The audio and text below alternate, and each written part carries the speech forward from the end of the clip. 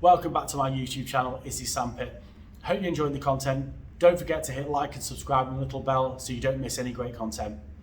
Also, all episodes are now available on podcasts, so Apple, Spotify, the usual places.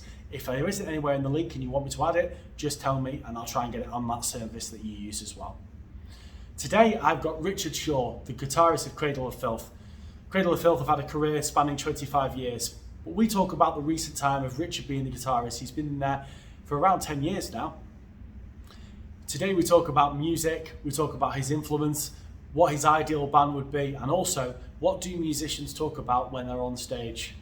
I hope you enjoy the channel and keep listening. Thank you.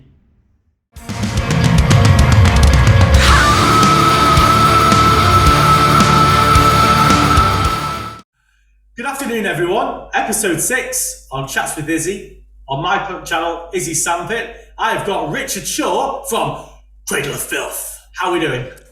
I'm doing very well, sir. How are you? I'm very well, thank you. Thanks for coming on. Thank you for inviting me on. I like your Alter Bridge t-shirt. Thank you. I'm the ridiculously big Alter Bridge fan. I'm that guy who bought the album. I happened to be in the US when the album came out, about 6 months before it came out in the UK. And I've seen Alter Bridge probably more than any other band. I was that guy. How old was I when the first album came out? I was 19 and I saw them on every single show on like the first 3 UK tours they did. I was that fan. Yeah. I'm the same fan with The Darkness. I saw them just before they did that gig at Shepherd's Bush. Oh wow, the famous one, was it? The famous one. The one that and I was like, escalated them. Yeah. Yeah, and then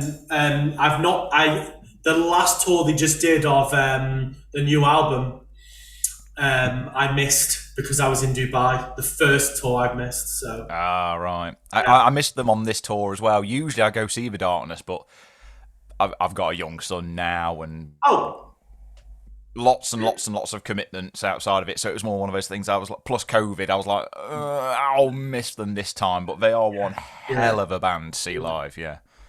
So Richard, you're obviously currently the guitarist of Cradle of Filth. I am. And you've been in the band since 2014? 2014. Yeah, that's correct. So February 2014 was my first tour with the band. Oh, wow. So how is it being in Cradle of Filth? What's it like with Danny Davey or Danny Filth? I don't know how he wants to. I'll call him Danny Filth. How is it with Danny Filth? What's it like being in Cradle of Filth? It's really, really cool. Words escape me, to be honest with you, because every now and again I do pinch myself. It's like, hang on a minute, I was listening to this band as a kid. Yeah. And now I'm in the band, and I've been in the band for 8 years now, and I've done 3 albums with the band and countless tours. And it's just bizarre, still to this day, to say that out loud, that I'm in Cradle of Filth. Really, really bizarre. But working with Danny and the guys and the girl, it's just brilliant. Like a really, really good chemistry, great laughs on tour, just a really good vibe. Oh, brilliant. Despite what the music sounds like, it's a really good vibe. Yeah. I mean, I've listened to Cradle of Filth myself over the years. And I mean no disrespect to anyone, they're not probably one of my super favourite bands, because I've got my vocals and what I've always treated is sort of like the harmonic vocals. So the female vocalist has always appealed to me, but Danny's vocals are very different. They're very, very black metal, angry. But when you listen to him when you listen to you guys live, he's talented and he's really like the album. So, I can understand that. I get it. It's staggering, because I'll be honest, I wasn't the biggest fan of that kind of vocal style when I was in my teens. And then all of a sudden I grew to appreciate it. And I get that some people love it. The people who love it, really fanatical about Danny and the band. And the people who don't get it, just don't get it. It's as simple as that, really. But the longer I've been in the band, the more respect I have for Danny. Because I'm like, how has he been doing it for over 30 years now? Yeah. And I've never really known him to lose his voice. How the hell does he do it? Wow. I don't know. Superhuman. Yeah, he is. And I googled a little fact that he's what, 48? So he's still his 40s. I think he's younger. 47 or 48. Yeah, and then so he formed the band when he was really young, And I mean, their first album came out when I think he was 20 or 21. I'll have to ask him about that, exactly how old he was, but some quick math. So he must have been about 20 or 21. No, definitely. And it's just staggering to me how much Cradle did at such a young age. Yeah. And people, it's crazy when I think about it. Yeah, absolutely.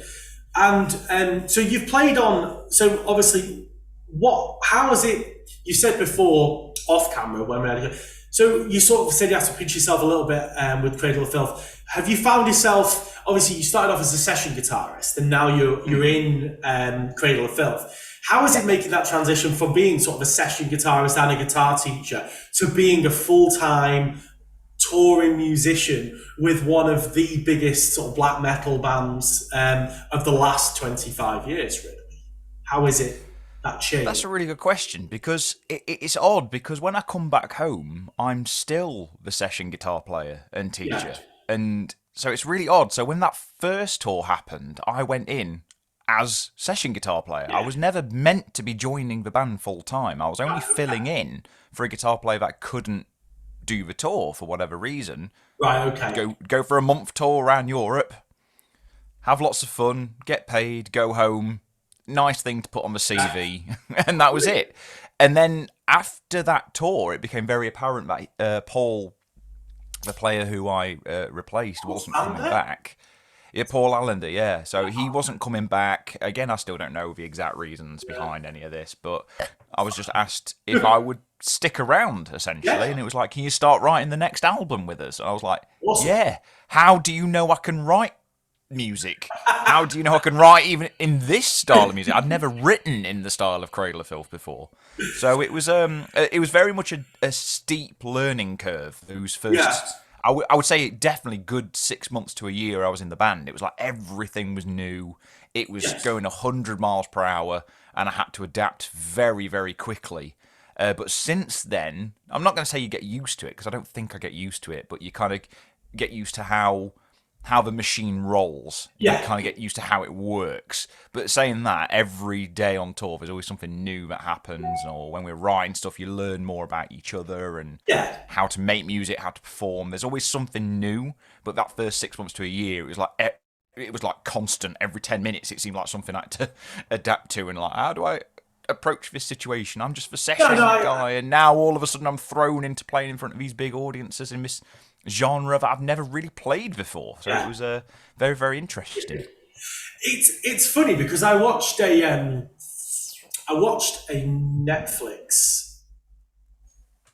Netflix program called Hired Guns, and it was all about session musicians.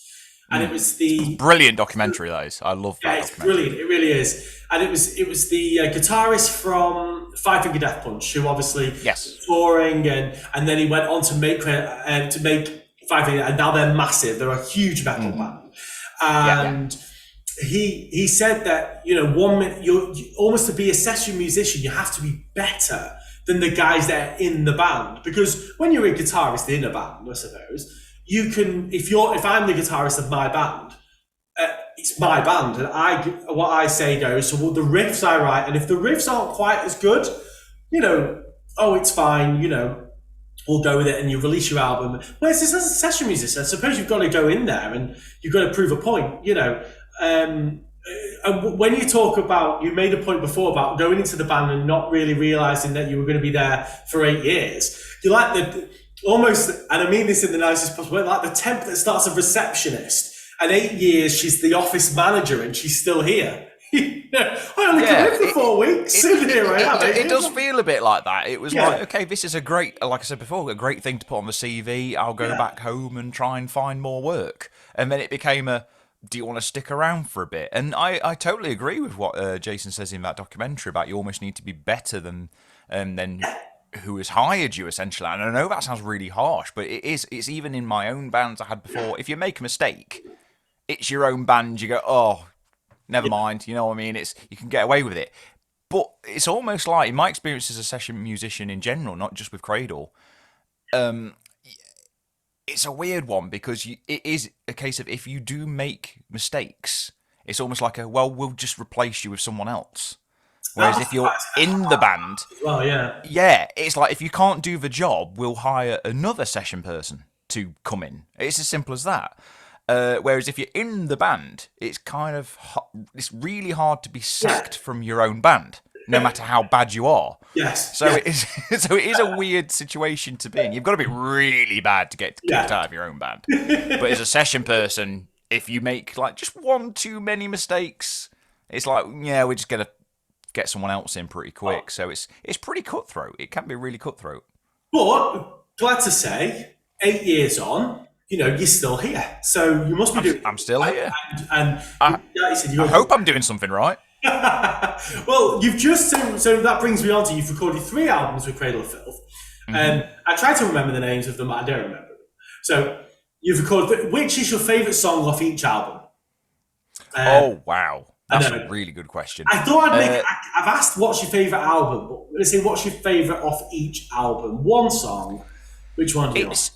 It's weird because I know it's cliche to say, but it is like picking your favourite child because it's odd because what might necessarily be someone else's favourite song, I'm too attached to those songs because I remember writing them with the other band members, and how it works with Cradle is usually on the first 2 albums I did especially, we would write like songs, like all the music ourselves, and then share with the other band members, and they'd add their own bits. So, for instance, I'd write a few songs, and the other guys would add what they do to make it sound much more like a Cradle of Filth song.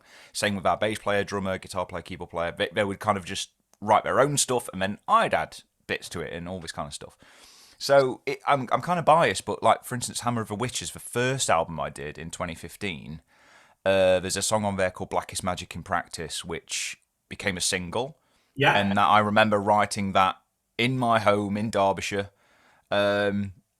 Just got good memories of writing it, going, I quite like this. I hope the others do as well, and they seem to like it. Then it got chosen as a single. Then we start playing it live, and people are like singing the guitar riff back to you. That's pretty cool.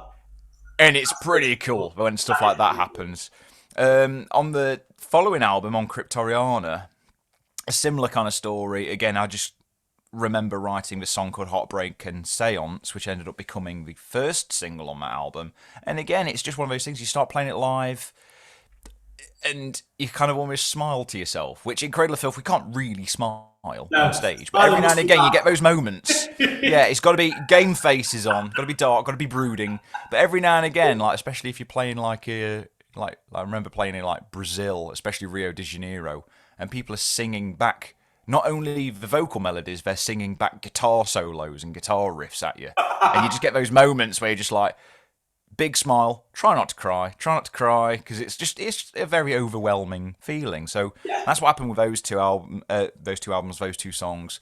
And then on the most recent album that came out coming up to 6 months ago, which is called Existence is Futile, it's a hard one to pick a favourite from that, because we all had a hand in all of the songs. It was very much a much more collaborative audio where we'd be bringing songs forward, but somebody would go, oh, I've got a really good chorus for that. I've got a really good verse for that. I've got a really good bridge for that. So it was like almost like a massive Frankenstein's monster, the entire album. Instead of just going, here's my song as your bits, it's more of a, here's my song, I've got a better chorus, I've got a better verse. Oh, so it's really like a real collective... really collaborative, especially with the inclusion of our new keyboard player, Annabelle. Yes. She came in relatively late to the writing sessions and was like, I've got all these ideas. Do you fancy working on something? And it was like, yeah. And we ended up like almost with an abundance of ideas to the point where it was like, what do we do with these? We can actually afford to take those moments where we go like, this riff, it's okay. It's good. It's not great.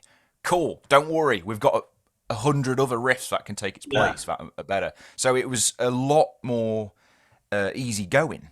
To say, it wasn't like we're going, okay, we don't like this bit, what are we going to do? And then it takes us like 2 weeks to figure out what we're going to do with it. It's like, not a problem. We've got another riff in the back, so let me check the back. We've got more ideas. So it was a lot more easy going. So in terms of a favourite song, though, weirdly enough, I didn't write it, but probably Crawling King Chaos for first. I was going to say, I was listening to Crawling King Chaos before, off the It's mental. That you did. Yeah, because weirdly enough, the song I brought to the band, a song called Necromantic Fantasies. Yeah. I didn't name it, by the way. Because I just find that title still to this day. I find it. That's the cat. Yeah, it's so obviously Danny writes the lyrics and gives the songs their titles and stuff. But the second single, Necromantic Fantasies, is a song I brought forward, and it was originally meant to be the first single. Right. And Crawling King Chaos was meant to be the second. And we all agreed, we actually told Danny, I think Crawling King Chaos should be the first, because it's so mental. It is mental. I think it will show people that we mean business, instead of playing it a little safer with the more mid-tempo ballady kind of number. So so Crawling King Chaos has really good memories of recording and writing that song. I didn't even write it, to be honest with you. I just learned the guitar parts and played it on the record. But there's just something. It feels really good to play. It's great to listen to, and I love it. I can kind of listen to that song without cringing, I suppose, because I didn't write it. Songs I've written, I listen back to and go, maybe I should have done this, maybe I should have done that. But because I didn't have anything to do with that song, I just listened to it almost as a fan and go, you know what, that's a banger. I understand that. And you talk about that. To be fair, you answered the question really well, because it didn't have to be a song that you wrote. It was any of them off there. And that's great that you almost appreciate what the other band members have put onto that album. It's like, that's my favourite off album. I was on that album. I played the guitar parts, but this is my favourite. And, that song is really good. So I understand that, and I get that. So you played Bloodstock last year. I looked at the audio, and there's absolutely no smiling, Richard. So what's it like wearing all the makeup? Because looking at you now, you're just a normal... we're both normal-looking guys, beards, dark hair. You've got long hair and the big long hair, and when you're on stage, you've got quite a lot of big stature. Actually, I was watching you play before. What's it like wearing the makeup and getting into the death stare look? Do you enjoy it? Odd. I love it. I love it because it is like not that I see myself as an actor. I'm really not an actor in any kind of capacity, but it's like when I hear interviews with like Slipknot's one of my favourite bands, and you hear them talking about getting the boiler suits on and getting the masks on. It's almost like you're kind of almost getting into a role. And that's almost kind of what happens with me, putting the makeup on and the costume on. By the time that's happened, you're kind of in that mentality already. In stealth mode. Yeah, it's odd. So that kind of gets you halfway there. Because don't get me wrong, even in the makeup and everything, we're still having a laugh and a joke backstage and everything, right up until... kind of the intro music comes on, and then something kind of takes over where it's almost like, I don't know, like, okay, cool, game face now. It's we got to give them a good show. This could be the only show people see on the whole tour, or maybe it's the first time they ever see us, maybe the only time they ever see us. Now, you've got to give them a good one. So there's no room for complacency. So it's weird. You almost just get on with it, as weird as it sounds. When I first joined the band, I found that quite a difficult transition because I think I was so worried about a lot of things. It's like, oh God, where do I stand? I've only just learned the songs. Please don't make any mistakes. So it was kind of a little bit tougher to get into that mindset when I first joined the band because there was so much going on. Like I say, everything's going a million miles per hour. And then once I got settled into it, it is easier to get into that role when you're not having to worry about what notes do I need to play. Where am I? I hope I don't get in anyone's way. Oh, there's going to be some fire that goes off here. I can't stand here at that point. All of a sudden, it becomes second nature, and you do very easily get into that character. Yeah, you say that, and you've hit on a really good point that people. First thing, you've got to go in there and give 100% every night because you're right. I've been to I'm lucky. I've been to about probably 80, 90 gigs. I don't know, maybe more, maybe hundreds. I've not counted. And I can only count on one hand the amount of gigs that I thought, this is rubbish, these aren't interested. And I've seen a few. Yeah. Where you can tell they're going through the motions and they don't really want to be there. I've seen a few of those bands. when I say that it's been bad, it's been like awful. You know, where they don't look like they want to be there. There's been nights where you can tell that they're going through the motions, and it's especially when you get bands that have been around for a long time. They have to pay the new stuff, and they're like, they've put this in because they have to play that one. They prefer, or they play the old stuff and they just go through the motions because they really want to play the new stuff. Yeah. But you talk about that getting the guitar parts right, and you know you've got your degree in music, and you're a session music, and you're well practiced. So you probably rehearse for weeks, and it's your job to be a musician and to be the best musician you possibly can. And you still worry about the things like what almost the normal guy that goes to work would worry about, his sales figures or his accuracy on his reports. And for you, playing those notes and getting the right songs and nailing the solo halfway through is part of your job. So it shows that musicians are still human, you know. Musicians. Yeah, it's one of those things where I think as creative types, you know what I mean, you do care about what you do. Like, even the songs that I didn't write and record, like from a back catalogue, I still need to present it in the way that people are familiar with. Yeah.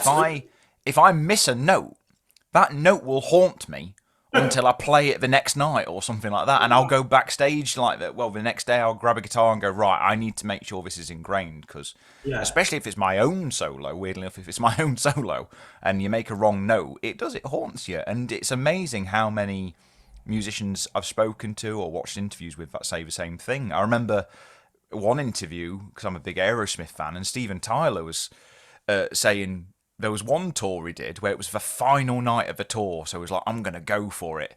And he royally did not have a good gig because he was going for it so much. He started overthinking what he was going to do. Wow. And he says it was an horrendous gig. And he said, annoyingly, because it was the last show of the tour, that haunted him until the next tour about 3 years later. And it was only until it got to the next gig they did 3 years later, where it's like, right, I need to make up for that awful show I did on the So it is a bit better when you do it night after night and you feel like you can redeem yourself, but at the same time there is that feeling of, oh no, that, like I say, that's probably the only time those people are going to see that show, and I messed up the guitar solo. But then again, it's amazing how many people don't notice, and I'm overthinking it. Yeah, and I think musicians are very very sensitive types in the sense that they probably overthink everything. They want it to be perfect, and when it's not quite perfect, it kind of bugs us. And it doesn't need to be perfect, because as long as everyone's having a good time, and most people don't notice. But we do. We think everybody's heard it, even if they haven't. No, and it's, again, I can relate to 2 points there. Even with this, what I'm doing with my channel and my covers that I do, my guitar covers, I want to get them right, and I want them to be really good, and I want everything to be perfect and to be well presented. And the second thing is, you care. It's a good thing. You need to care about what you want to do. Yeah, exactly. And Kim Thayil out of Soundgarden, one of my favourite guitarists, and probably not as, and no disrespect, I love Kim Thayil, so I'm a big Kim Thayil fan. And Soundgarden, one of my favourite bands of all time. Chris Cornell. Incredible band, Incredible. And an amazing guitarist, amazing, unique voice, and fantastic music. One thing that Kim Thayil said, he almost liked to change his solos live because he got bored of playing them. It was on a guitar, one of those guitar rig down runs that he did. And he said that he likes to mix up the guitar solos because he gets a bit bored of playing the same solo off the album. And I really liked that, how he thought, I'm going to take my solo, I'm going to change it live today. Yeah. Now, for the purists that want the album live, that probably gets... But for him, he thought he could take his art and express it in a different way. I love that.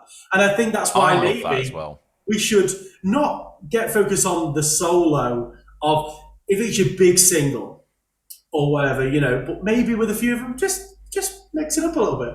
Throw in that wah that you wanted, or that big, you know, a pinch harmonic or something a bit different, you know, live. I don't know.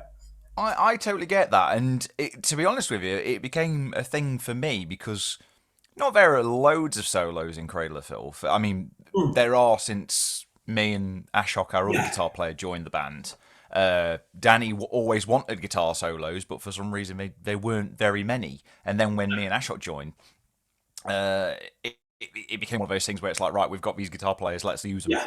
So there became more guitar solos on the 3 albums since I've joined. But it is one of those things where we play some songs live, and I go, right, I kind of do need to play the solos as they are on the record.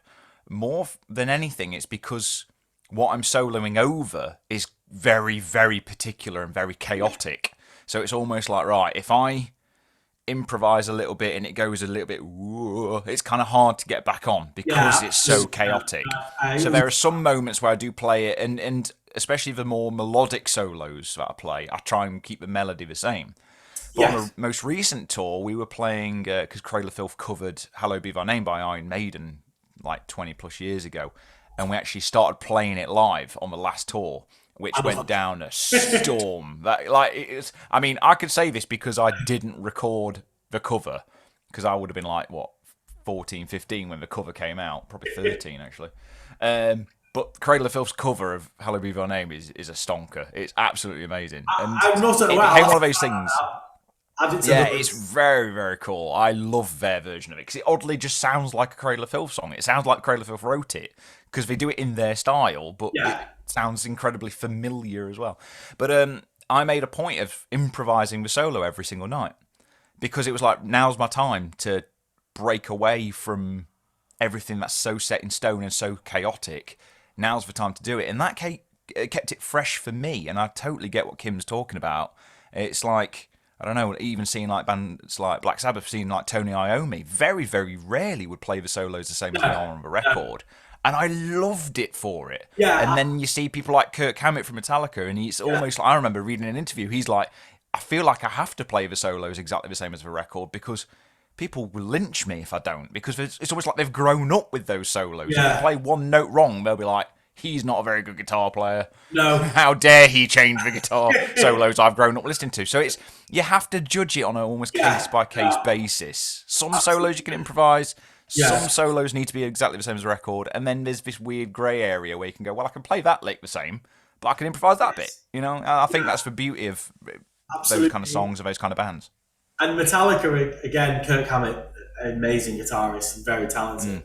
But you look at say for example, like Moth to Flame, the solo in that, or all going back to like For Whom the Bell Tolls. I think if you didn't play the solo exactly like it was, then maybe people would have an issue with it. I don't know. Maybe it's me. I'm all for improvisation, but you've got to keep, I suppose, some to a T. So it's a strange one because for me, like Kirk Hammett, especially when I was younger, was one of my heroes, and those solos weren't, as weird as it sounds, and I don't want to put him on a pedestal, but I feel some guitar players deserve the praise, especially when they're so universally slagged off like Kirk seems to be, which is kind of annoys me. Because it's like, those solos aren't just solos, they're iconic because they're part of the song. So if you play a different solo, I can totally understand why you'd feel a bit cheated, because you're like, hang on a minute, this is part of the composition. Those notes and those melodies are part of the composition. Whereas in later Metallica, you can tell he's improvising a lot more. And I would not I would not have a problem with him improvising those songs because he improvised them on the record. Yes, because Metallica are so big and those solos get so famous. Now he's been put in a box where he has to play them the same as a record, even though they're improvised in the first place. It goes with that sort of level of when you get to the. It is. I think that's the thing with when you're that stratospherically massive as Metallica. It's almost a damned if you do, damned if you don't kind of thing, and Kurt's just got to do what makes him happy at the end of the day. So many. And that's all you can ever do.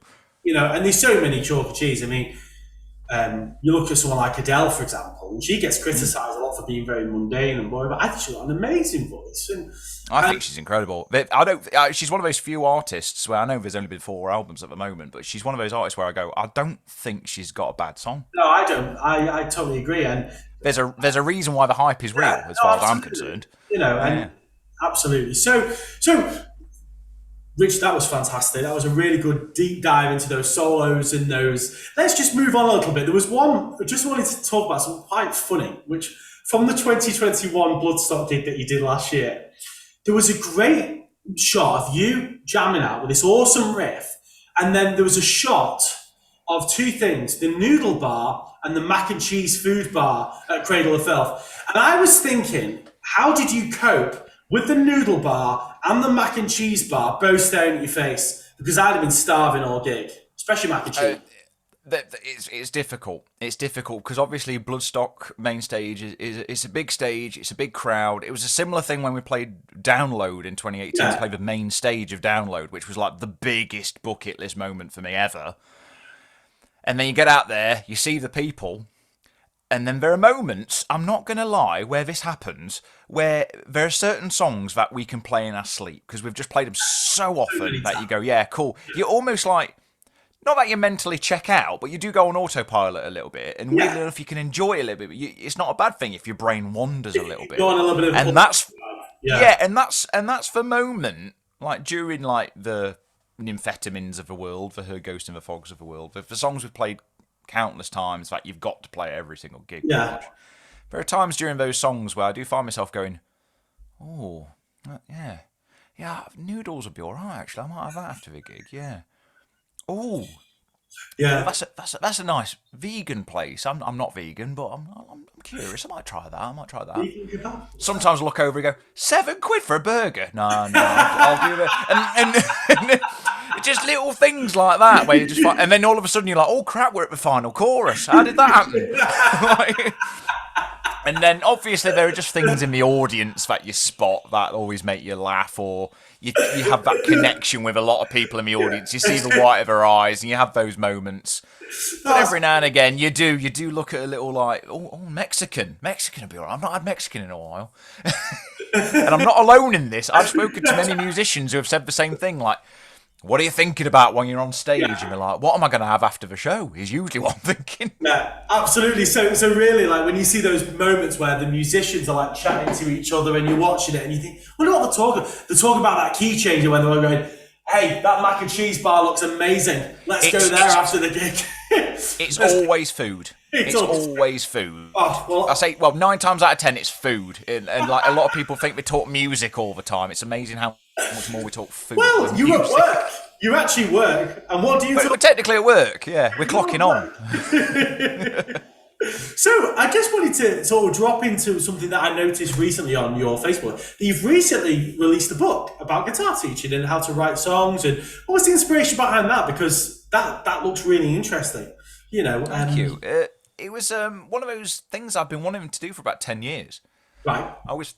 Because I've been a guitar teacher since 2007.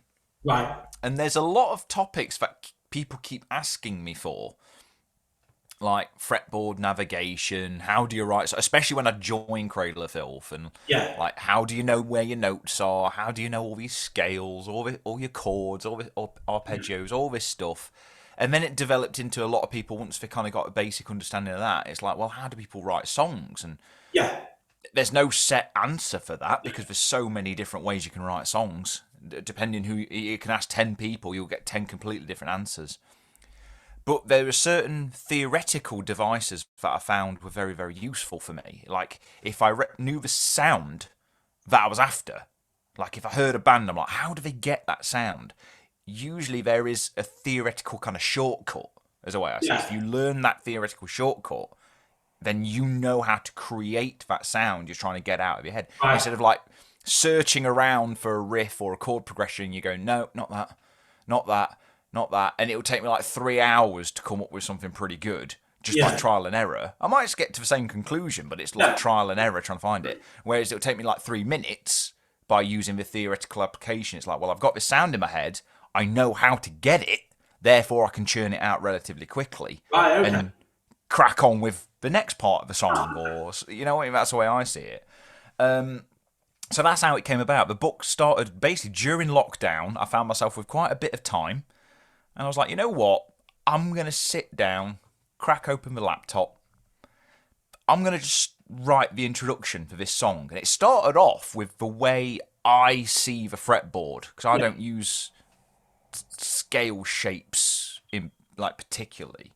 Right. I kind of see it slightly differently, a way I was taught that not many people talk about, but some people know it, some people don't. And I was like, you know what? I've still never seen it. It's in the book, yeah. So the first few chapters of a book are about this way, how I approach for fretboard. So basically, you can play all over the neck in any key, any scale, any mode on command. Okay. Basically. Cool. And nobody talks about it yet. Some people know it, some people don't, but nobody's written a book about it, to my knowledge. Some people are catching on, like to like every now and again you see the odd YouTube video where some people mention it. But I was like, I'm going to write a book with it, and then that slowly turned into, well, now you know where you're going. Here's what you can do with it. So it becomes like fretboard theory, how to know where you're going, and how to get that sound, and then it turns into, if you're a songwriter, try these kind of musical devices. Oh, wow. And that's just what I found was happening in a lot of the lessons I was doing, especially over lockdown. I was writing the book, but so many lessons I was doing during lockdown were about those two particular areas. And it kind of made me go, you know what, this is a good idea to do this book. I'm getting more and more people asking me about these two concepts. Let's just put it in a book. And brilliant. Finally got it released December 1st last year. And yeah, because obviously life got very busy for me. I was... writing albums. We had our son, who's now 16 months old now. Thank you. So we had our son. We were writing albums. I'm doing sessions. So I was very lucky to say I was moving house. Yeah. I was still lucky to say even during lockdown I was still really, really busy. So that's why it took a while for the book to come out. But now that I know how to publish a book, hopefully the next one won't take as long. Excellent. Awesome. You know, I actually, as you can see, I play guitar. I played for about 4 years, and I was a singer in most of my bands before, and I play guitar now. Okay, not bad, not great. You know, I still have lessons anyway, so it's here and there. But one thing I always like to do when I write a song is just get my guitar, watching a bit of TV, and if something, I record it. And then I take that riff and I put it into my DAW, and then a song grows. I've got about 25 songs written, and I don't know whether they'll ever get released. At this rate, they probably won't, because my time is taken up at the moment. But it's amazing how everyone writes differently, and a book certainly probably would help me a little bit. So I'm certainly going to look for that. I'm going to look for it. Oh, brilliant! Yeah, I just thought about, it's like one of those things where I don't think about people reading it cover to cover. No. Depending what you do and don't know, you go, well, I'll skip that chapter. I know that. No, absolutely. I've not heard of this before. Let me read about this and delve a little bit deeper into that. Yeah. Even if people go, oh, I get what he's on about, but I feel like I need a bit more information. Oh, no, that's good. Obviously, I'm there for lessons, but people can go on YouTube and like go, I wonder if there's any more about this. And I've had that on many, many occasions where all of a sudden I hear a certain sound that a band's doing. I'm like, how on earth do we do that? Thankfully, because of this thing called the library that not many kids know about, that's how I kind of got into theory and like was like, okay, well, now I know how this works. Hopefully I can do that myself. Let's see if it works. Oh, it does. Oh, amazing. And then all of a sudden a brand new idea just kind of blossoms. And it grows as well. And it's amazing how quickly songs can develop as well. So, exactly. All it needs is like that one little idea to open the door to, and then all of a sudden all these ideas kind of spill out at you. And then all of a sudden, you get another one where you go, cool, I've got like 5 or 6 songs that I've written that spawned from this one new thing I learned. Let's see if I can learn another new thing. There's another 5 or 6 songs that are spawned from just this. The creative flow just starts as long as you start from somewhere. Because I'm a big fan of, if you want to write a song, you just get on with it. Yeah. Because it's amazing how many people go, oh, I'm waiting for my muse. I'm waiting for the inspiration to strike. I'm like, well done, you're never going to write a song. No. In my experience, I've never written a song and it's just come to me. I'm not that good. I'm not Paul McCartney, Jesus. It might be in your head. You're right. The very bare bones of it, for example, let's just take a riff of anyone, and that gets stuck in your head. So when Kirk Hammett was no doubt writing for Who the Bells Toll, he thought that was the riff right there. But then the rest around it was probably put together by Lars and everyone, and same with yourselves in Cradle of Filth. You'll have gone into the guys with the riff. Danny, this sounds great. What do you think of this riff? And you'll shred it out, and you'll go, that sounds really good. I'm going to slot it into there, or let's keep that. And then before you know it, builds. And I totally agree with you that these things, they take work, it takes time, it takes effort. It's odd. The hardest part, especially when we know we've got a whole album to write, because obviously that's a very overwhelming thought. Yes. It's like, right, let's start writing the next album. And you're like, oh God, I've got to do all that again. Like we've just, and I mean, I've done 3 albums now. We've started working on the 4th one that I'm doing with them already, and it's like, right, it is quite overwhelming and intimidating to think we've got to do that again when we've only just released that one. And like, oh, right, okay. But it's amazing what happens where, I mean, not to go too hippy-trippy about it, but I read a lot of these like self-development books, and even Will Smith's autobiography, which I recommend people to read. He talks about like how his dad literally made him build a wall, like when he was a kid, and his there and then after it took him about a year to build this wall. And they were getting really frustrated, Will and his brother, and he's going, it's going to take us forever to build this wall. And his dad was like, there isn't a wall. There are only bricks. Concentrate on one brick at a time. Yeah.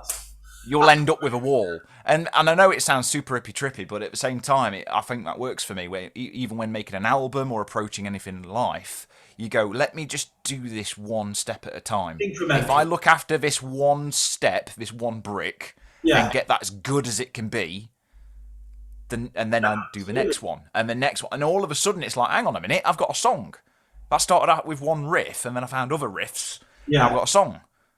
Now I've just got to do that again with another song. Hang on a minute, we've got an album's worth of material here. And then it's and then you look back and you go, that's really weird. There are times where I go, I can't even remember writing that. It's really weird, because sometimes it just happens in that flow state you get into where like... You just go to that flow. So yeah, exactly. So, it goes for anything in life, as far as I'm concerned. Absolutely, no. It's great advice, Richard. It's great life advice, not just for music, for anyone. So anyone watching the channel, anything that you're holding off doing, don't just put it on ice. Build it brick by brick. That comes from Richard. Yeah, there's always something in the back of your brain. I think every human being has got that thing in the back of your brain that goes, should I? No. You kind of convince yourself not to do it. Starting a YouTube channel. Yes.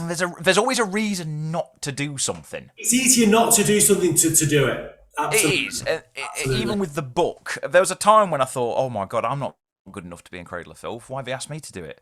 And then you kind of just go, I've just got to do it just to know I can do it. And then all of a sudden there's this feeling of accomplishment when I did that first tour, going, oh my God, I did it. I did something that I didn't think I was able to do. And so many situations that happen in life, and then writing the book was another one. And I put off writing the book for so long.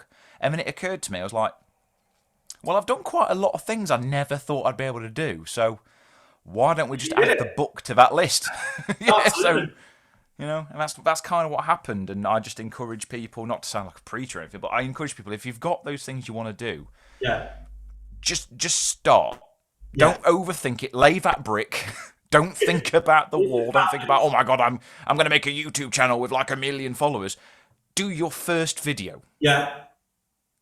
And see what happens. You know what I mean? Like, go from As of this morning, 86 people are subscribed. Amazing. Exactly. Hey, listen, Rome wasn't built in a day, so... Exactly. I've got friends who make a living from YouTube now, and they said the same. It was like the first 6 months, they had like 30 subscribers. And they're like, what happened? They're like, don't know. All of a sudden, I just started making more and more videos, and it just developed traction, and now they're making a living off of it. And I enjoy doing it. And again, Richard, I'll take the moment to say thank you very much for coming on the channel, so I do appreciate it. So I've got a couple of other questions to ask you before we wrap it up. So a guy that I know who's a big Cradle of Filth fan asked me, when are PRS going to make a Richard Shaw Cradle of Filth special edition guitar? It's amazing how often I get asked that question. It's flattering. It's very flattering. I would love nothing more for it to happen. That's like the dream, to have like a custom built PRS that people can buy in the shops. That's incredible. To be honest with you, I just don't see it happening, because I don't know. I don't know why. I just don't see it happening, and I'm happy with that. I mean, don't get me wrong. It would be amazing if it did happen. But I love the PRS. I've got like a row of PRSs just off of camera there, and I'm happy with every single one of them. I love them. I don't know. Maybe I'm just not famous enough. I don't know what it is. It's just one of those things where it's not just a case of, oh, all the Cradle of Filth fans want a guitar. It's like, yeah, but can we sell enough of them? You know, it is a business at the end of the day. You do a special run, 30 guitars only, Cradle of Filth, £1,200 each, nice mid-range, good price, right? Like all black and white with the lines that you can't quite see, and happy days. Yeah, that's the thing. If I was to do it, I'd want to make it as affordable as possible. There you go. But also as unique as possible. We could do it. You want to make it. There's no point in releasing a PRS that's similar to what they've already got. No, absolutely. As far as I can see it. So that's why I'm happy if it never happens, because I'm very, very happy with the PRSs I have. And that I know. I gathered that. It would be a dream. I'd try and make it as affordable as possible and not like the other models they have on, so that people would want to buy it, not because it says Richard Shaw. I probably wouldn't even put Richard Shaw on it. You know what I mean? I want to make it as universal as possible, but still unique. So, which is very difficult to do. So it would take a lot of thinking about how to do it and what we would do. Maybe it would be a dream. Back of the head, just in case it ever comes up, Richard. You never know. In case PRS ever asks me, yeah, because I've got a really good relationship with the people at PRS, the team at PRS, and if it ever happens, I'll drop an email in to the guys. Yeah. It would be amazing. I'm an Ibanez fan. I've got 5 Ibanez now, and I'm going. Oh wow! So I like my Ibanez. I started off as like just a typical humbucker guy, and then I like the coil splits now from Ibanez guitars. So I love the coil splits for basically everything I do outside of Cradle of Filth. Yeah. I use a lot of the coil split options and a lot of single coil kind of stuff. But in Cradle, it just doesn't really suit. We need like a wall of distortion, and I need those humbuckers. Absolutely. No, don't blame me. So this section is my fun question section, worded just like that for the rhyming effort of it all.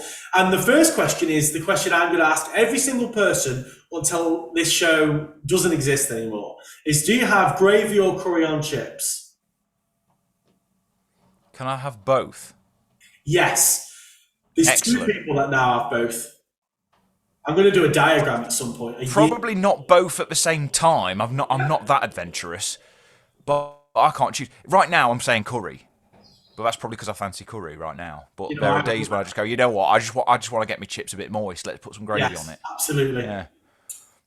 Next question: Cocoa Pops or Rice Krispies? Oh, you're evil. What can I say? Eve come up with that. My fiance actually come up with that question. Oh, Eve is evil.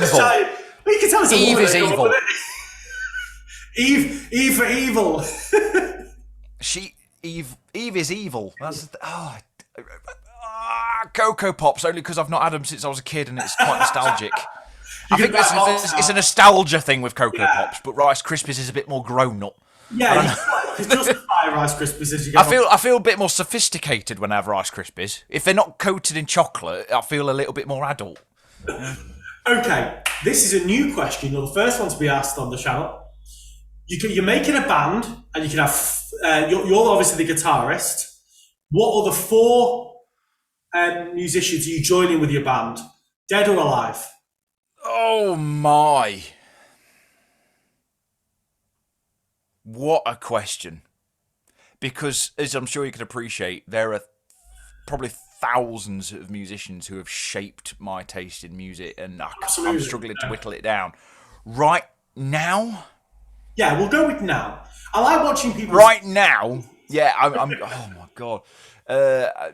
My default drummer would be Mike Portnoy. I'm a huge Dream Theater fan, and pretty much everything Mike Portnoy has played on, I think, is incredible. Yeah, I just think because he's so adaptable as well, he'd be able to do whatever genre he wanted. Weirdly enough, I'm struggling for singers, but I want to say Chris Cornell. I want to say Chris Cornell right in this moment, but there's countless singers I can think of. Who would I have on bass? Oh my! There's almost a side of me that wants Rhonda Smith on bass. Yeah, like, who played Prince. Yeah, like you're Flea. Yeah, Flea would be cool, but it's almost like the obvious question. I'm thinking Rhonda Smith because Rhonda Smith is amazing and she can just, Rhonda Smith. again, We'll take super Rhonda adaptable. And I'm going to take Rhonda Smith. Who's on guitars with you, Richard? Depends if I'm doing rhythm or lead. Okay, your rhythm. Oh, I'm rhythm. So who are on lead? You're the creative drive. You're the steam train. You and Portnoy are knocking out the race. You got Rhonda. You got the blaring vocals, and who's doing those crazy solos in between? Oh my word! In a weird way, Derek Trucks. I think right now I'll go for Derek Trucks. I don't know if you've heard of Derek Trucks. Derek Trucks, slide guitar player extraordinaire who's played with the Allman Brothers. He's got his own band, Tedeschi Trucks Band. He's got a solo band. He's phenomenal, very unique. I'm getting This is a good vibe. I'm getting a really crazy. Yeah, it's going to be a bit eclectic. It's going to be but that's the way I see it. I'm just curious to hear how that mix would work. I think it would. I think maybe you should send them all an email and say, guys, I went on a YouTube channel. He asked me. Obviously, you can't get Chris. Just bless him. He's resting now. So we'd have to. I would place Chris on vocals because I love Chris Cornell. So I'll go on vocals, and then we'll have the rest, and we'll come up with some sort of crazy rock, pop, prog, funk song. It sounds crazy. It sounds perfect to me. Sounds amazing. And the final question is, if you could go back in time and attend one of those famous gigs, what would it be? Oh, that's a really good question. I've got multiple answers for this. Because there's always a side of me that would like... I'll give you a couple. I'll give you two. I wasn't generous with my last one, so I'll be generous with yourself, Richard. There's... Queen, Wembley Stadium, 86. I'd have loved to. I was born in 86. I wasn't even alive. I was 85. Yeah, so I've been very lucky to see Queen with Paul Rodgers and Adam Lambert. Okay. And Queen's like my top 3 all-time favourite bands. Because I've got top 3 favourites on the top tier, and then a very, very, very close second tier with about hundreds of bands on the second that I think are just as brilliant. I can't choose out of those, but the top 3, Queen, Metallica, and the Beatles. Right, so there's a side of me that's like almost like Queen, Wembley Stadium 86, probably Metallica in the early days. Yeah. Like even like level, Kill 'Em All. We're talking like maybe between Kill 'Em All and Justice for All. There are times where I think it would have been great to see him on the Black Album, but I was like 6 when the Black Album came out, so that wasn't gonna happen. And then I think any Beatles gig. Could you imagine saying, I saw the Beatles in the Cavern in Liverpool? Could you imagine being one of those people? I know how much the Beatles are loved in Liverpool, Oh, yeah. I visit Liverpool as often as I can just purely because I just love the vibe and stuff like that. It's just, they're very, very proud of the Beatles. Yes. And I just love that they're so proud of it. City. I like Liverpool. So, funny, you talk about a top tier for me, Red Hot Chili Peppers, Soundgarden, and Metallica as well. Oh no, take Metallica out, put Iron Maiden in. Sorry, Iron Maiden. Maiden are on that second level for me, where it's without Queen, Beatles, and Metallica, I probably wouldn't be doing what I'm doing. But there's countless bands that I discovered along the way that were like my favourite bands. That without the Chili Peppers, again, they shaped what I did. Yeah, without Kiedis and Cornell, I probably would have never sang. And then slot into reserve position, probably Muse. I discovered Muse quite late. Muse are on that second level for me as well. I adore Muse. Amazing. So, and the final question I'm going to ask you is, tell me a funny story from your tours with Cradle of Filth. Something funny. Oh my. Again, keeping it relatively PG, 12A. There's one that springs to mind that I don't know if I can say because it's not the most PG. No, go on. Try me. But let's put it this way. There have been a couple of moments. I'm not going to mention who in the band, but there have been certain moments on stage where when you've got to go, you've got to go. And you're in the middle of a gig. So That'd be me. You go. And that's it. Not naming any names, but so here's it's happened. The Cradle of Filth, the fact that one of the current members goes when he goes, or she. It's just one of those things. Apparently, even with multiple, because Cradle of Filth has a few lineups, there have been multiple instances of this happening. Oh. But in the time I've been in the band, there have been one person in particular who, yeah, where you just go, oh, right, that's interesting. But you've got the show must go on. The show must go on. I love exactly. It. So, just quickly, Richard, because I know that we've got to wrap it up very soon. What are the plans this year? So, you've got the new album for Cradle of Filth being recorded. I presume it wouldn't be released this year, but next year release maybe, or this year. That's the idea. We're still writing the thing, so it's writing. I'm not sure of the exact timeline because we still need to tour "Existence is Futile," the album. I was going to say COVID keeps forcing us back, so we've got plans to tour this year. Right, some has been announced, some tours been announced, some tours haven't been announced. But we're writing the next album in the background while all this happens. I've got quite a few projects. I'm not at liberty to divulge just yet, but there's a few little things I've got planned outside of Cradle of Filth that I'll be doing. Maybe start work on another book. That's the idea. I started work on the other book last week, and so again, it's just a case. That's more when I find time. Yeah, write another chapter. Maybe that'll be next year. Whatever. Yeah, yeah, we'll see what happens because there's a lot going on, but it's not like at 1,000,000 miles per hour. Everything's got a nice little timeline that I can do these things by. So, not a nice few little projects, a few little things I'm in talks about doing. But as far as Cradle of Filth does, which is obviously my main hub, there's quite a bit of touring planned for this year. We've got a tour of Russia. We've got a one-off show in Wolverhampton that's not long been announced. There's tours all over. You go to Mexico? Planned. Yeah. Sorry? And you go to Mexico? Are we? Yeah, I'm sure. I looked on Spotify before and see you've got a gig in Mexico. I'm going to need to this goes to show. Wait a second. This goes to show what happens. I kind of know what we're doing, and I forget what's been announced and what hasn't Metal been. Fest in September. Ah, right. See, I don't. Explanada de los. I've probably not been told that. I probably have been told that, but I've forgotten. You just got distracted. So yeah, this happens. No worries. Richard, thanks very much for coming on. Thank you very much. Well, thank you very much for having me.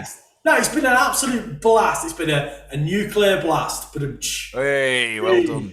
But no, joking aside, thank you very much for coming on. You've been really interesting, and I'm glad that we talked about some completely different things to what I scripted. So it was wonderful.